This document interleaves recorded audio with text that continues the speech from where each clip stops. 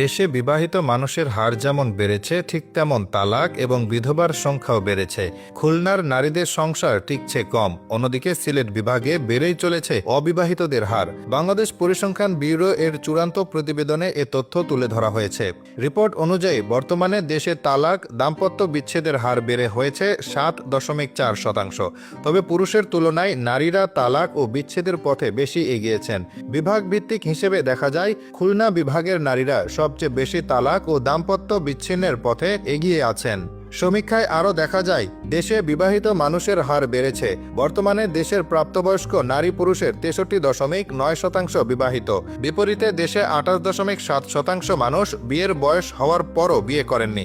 এর মধ্যে সিলেট বিভাগে অবিবাহিত মানুষের হার সবচেয়ে বেশি। এ বিভাগের প্রাপ্তবয়স্কদের মধ্যে 57.83% পুরুষ এবং 44.91% নারী এখনও বিয়ে করেননি। অবিবাহিত মানুষদের বিভাগ ভিত্তিক হিসেবে দেখা যায় বয়স হওয়ার পরও বিয়ে না করার ক্ষেত্রে দ্বিতীয় অবস্থানে চট্টগ্রাম বিভাগ। এ বিভাগের 55% প্রাপ্তবয়স্ক এখনও বিয়ে করেননি।